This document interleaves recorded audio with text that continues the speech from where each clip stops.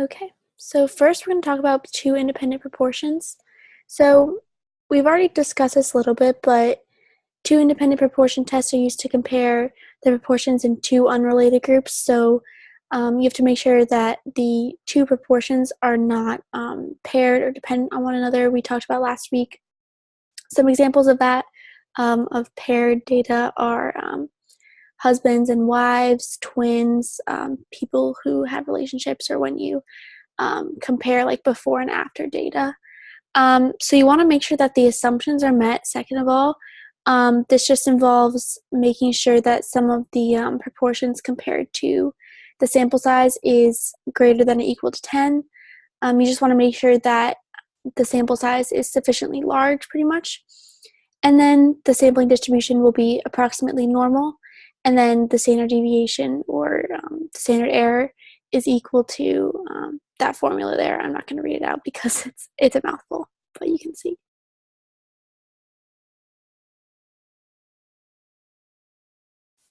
So first off, with two independent proportions, we're going to talk about confidence intervals, and then we're going to talk about hypothesis testing. So first of all, you want to make sure that the assumptions are met from the previous slide, so that basically your sample size is sufficiently large enough that there are at least 10 successes and at least 10 failures in each group. So if the assumptions are met, the sampling distribution will be approximated using the normal distribution, and then the mean will be the difference between the two sample statistics. So you're going to take p hat 1 minus p hat 2. And then your standard error, it's the same standard error that I showed you from the slide before. And then this is just the total confidence interval between the two proportions. So you're going to take the difference between the proportions and then add and subtract them to the z-score times the standard error.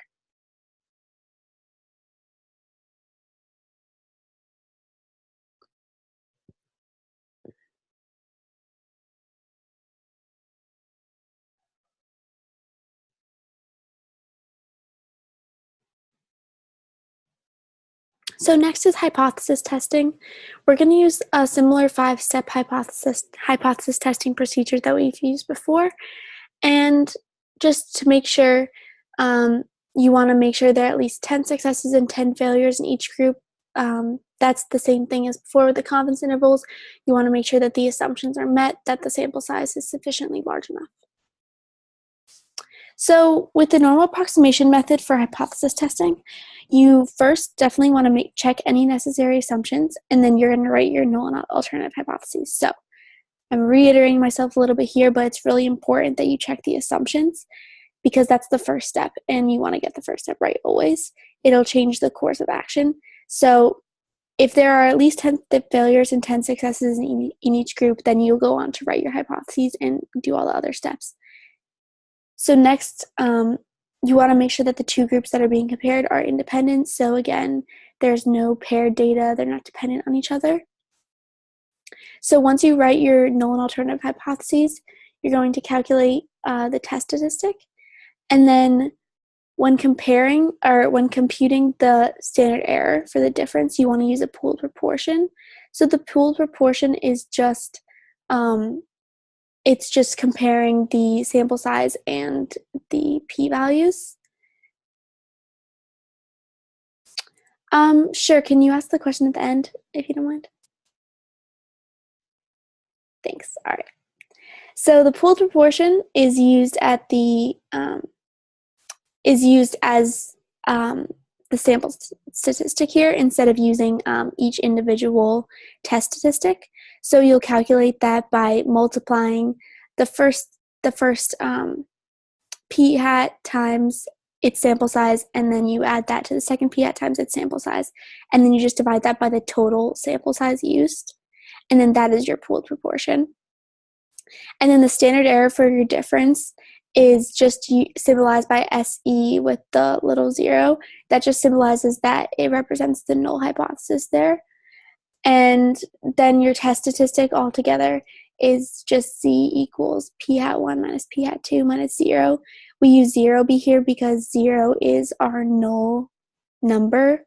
So remember, if your null here would for a difference in proportions is p1 is equal to P2, and if P1 is equal to P2, then their difference is 0. And then you're going to divide those by the standard error, which is represented above in part B. So after you have your test statistic, you're going to use that to determine the p-value. And then on from there, it's everything you guys have done up to this point. You're going to decide between the null and alternative hypotheses, compare your p-value to the level of alpha. If the p-value is less than or equal to alpha, you're going to reject the null. And then if it's greater than alpha, you're going to fail to reject the null. And then remember, just to state a real-world conclusion, that's just putting the question in context and your conclusion in context.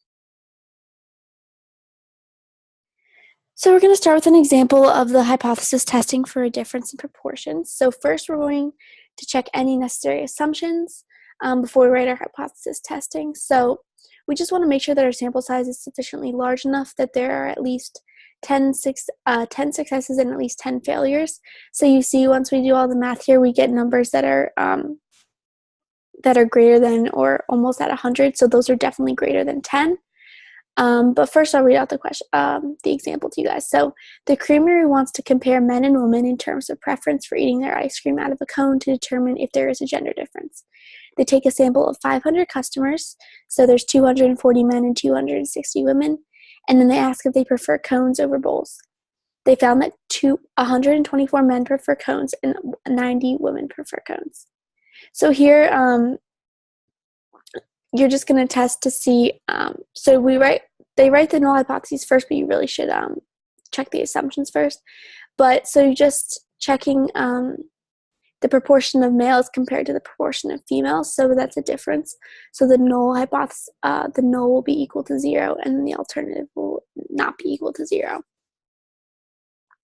And then you're just checking the number of males times the proportion of males.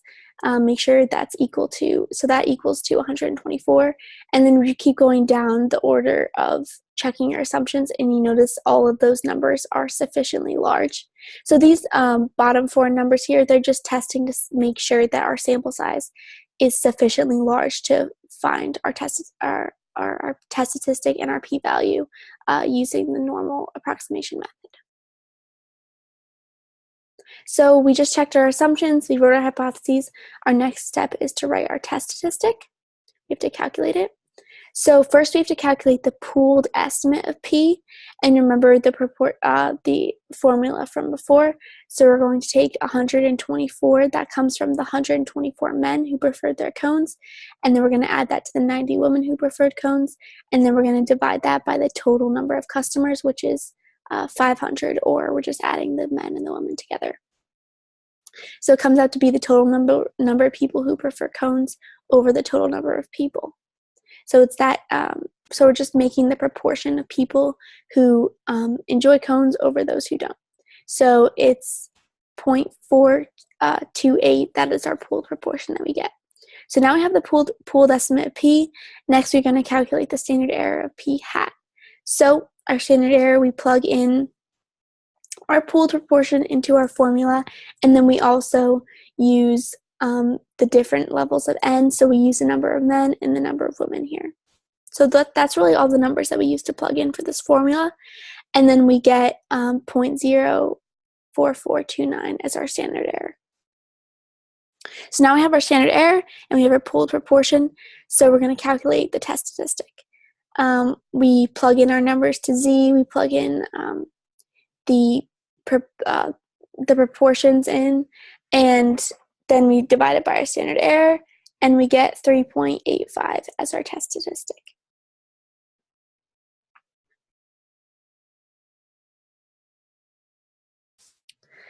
So our last 3 steps are pretty much the same that we've been going through. So we're going to determine the p-value. So we plug our test statistic into the normal distribution plot. Remember from our null and alternative hypotheses that this was a 2-tailed test. So once we pull up our normal distribution, we're going to input our test statistic and then multiply one side by 2. So when we multiply that side by 2, we get 0.000182. So obviously that's a very, very low p-value. Going into step 4, we have to decide between our null and alternative hypotheses. And so our p-value is definitely less than 0.05. So we can confidently say that these results are significant and we can reject the null hypothesis. And then our last step is just stating a real world conclusion. We don't want to end and say that our final answer is rejecting the null hypothesis. So we're going to take it one step further here. And we can just say that there is evidence that the proportion of men who prefer cones is different from the proportion of women who prefer cones in this population. Okay, so if there's any questions on that, you can just let me know at the end. So we just did 2 independent proportions. Now we're going to move on to do 2 independent means with confidence intervals and hypothesis testing. So first with confidence intervals, before we wanted to compare our sample size to a size of 10 with 10 failures and 10 successes. For here, we're going to be comparing our sample size to 30. So we want to make sure our sample sizes are at least 30 so we can use the t-distribution to approximate the sampling distribution. So the confidence interval for 2 independent means is just the difference between our means, our sample means, plus or minus t star times our standard error here. And then you see our standard error here is just the square root of the standard deviations over their sample sizes added together here. And then here in confidence intervals, our estimated degrees of freedom for our t-distribution is the smallest sample size minus 1. So here, if we were to have group 1 had a sample size of 100 and group 2 had a sample size of 250, we would calculate the degrees of freedom using the smallest n. So since 100 is less than 250, we would use 100 to calculate our degrees of freedom and subtract 1. So therefore, our degrees of freedom would be 99. So that was the confidence interval method. Everything is pretty much similar to the difference in proportions. There's just a slightly different formula to calculate the standard error here, and then you obviously are using t star instead of the normal distribution here, or instead of z here. So you're using just the t distribution instead of the normal distribution as before. So next with hypothesis testing, they're pretty much similar to as before. The steps are very, very much the same. So you make sure you check your assumptions and write your null and alternative hypotheses. Here in this case for hypothesis testing for a difference in means, both populations have to be greater than or equal to 30. And then the 2 groups being compared must be independent. That is similar to before, no paired or dependent groups. And then second, so as before, you're going to calculate your test statistic here. Your test statistic is just it'll be the difference in your means over the standard error. And the standard error in this case is different from the difference in proportions. It's not too much different, but you're going to be using the standard deviation here. And then to determine the p, after you have your test statistic, you'll get your p-value associated with that test statistic, and make sure you use the t-distribution here.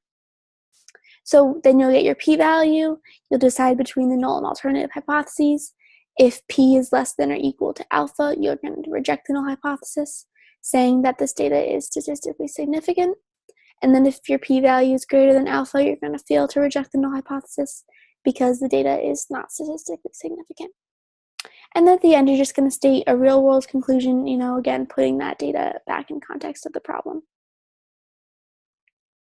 All right, so review questions. That was pretty quick because everything we've done is pretty much similar to the normal pattern that you guys have gone through so far. So the first question is, we use the data in the table to test if there is a significant difference in the proportions who choose split between younger and older players. Just here, you're going to write the hypotheses here. So this problem comes from a TV show of those who would split or steal their winnings. So that's a little context of the problem. But here we're just asking to specify the hypothesis test that we're using here. So take a moment and think over your answer and figure out the hypotheses.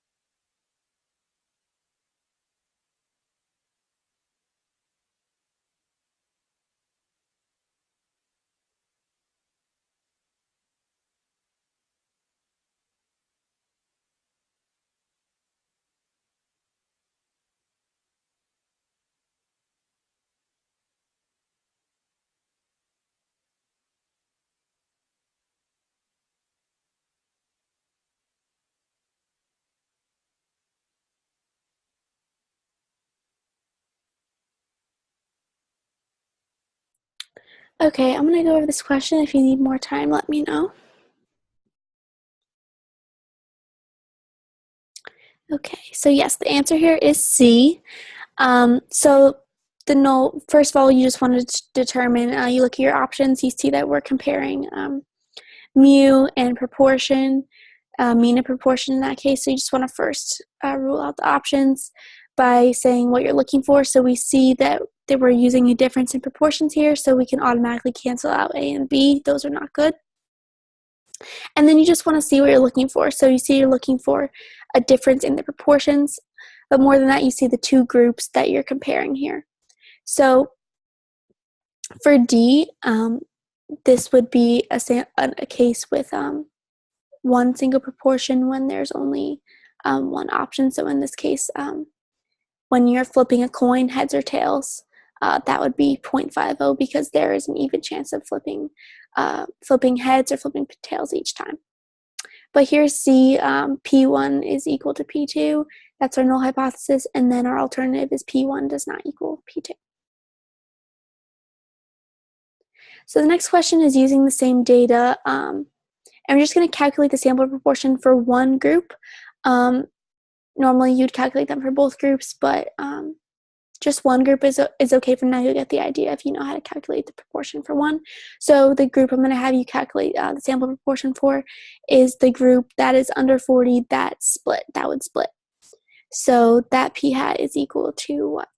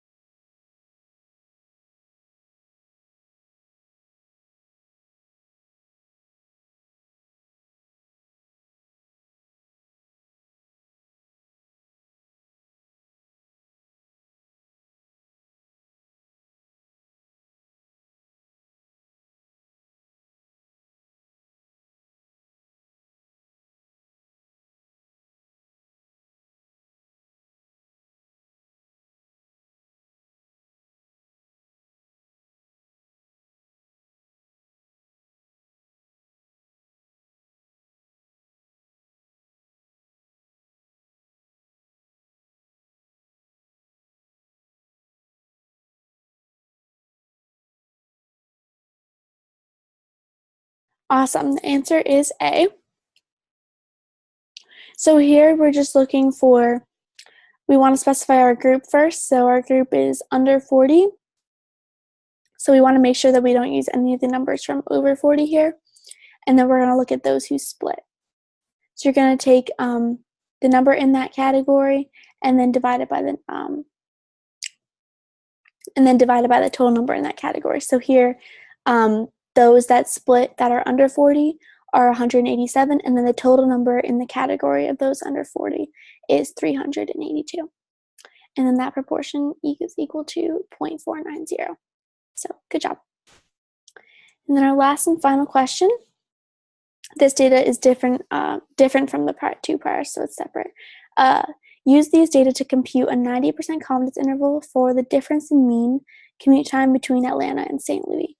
So here I gave you the T-star, it's 1.648, and then just use the data in the chart to find the confidence interval for the two independent means, and then put your answer in the chat box when you've got it.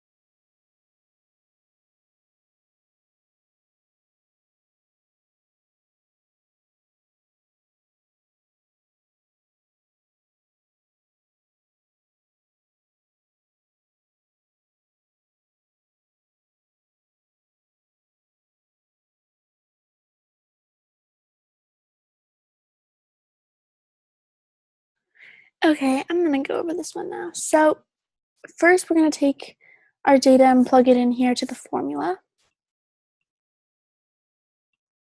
And so we're going to start with our X bar one, which is the mean of our group one, which our first group is Atlanta and our second group is St. Louis. So it'll be 29.11 from Atlanta minus 21.97 from St. Louis. And then we're going to plus or minus our T star here, which I provided for you, which is 1.648. And then you're going to multiply that by your standard error here, which is everything that's in that square root. So you start with S as your standard error, and then you divide each standard error for each group by their N. So here's for example, I'll just go over the standard error for group 1 would be 20.72 over 500. Here each group does have their the exact same sample size, but that's just a coincidence here. And then when you plug in all your numbers, you get a margin of error of 1.85, and then you get a difference in means of 7.14. And then you just add them together and then subtract them, and you'll get a confidence interval of 5.29 to 8.99.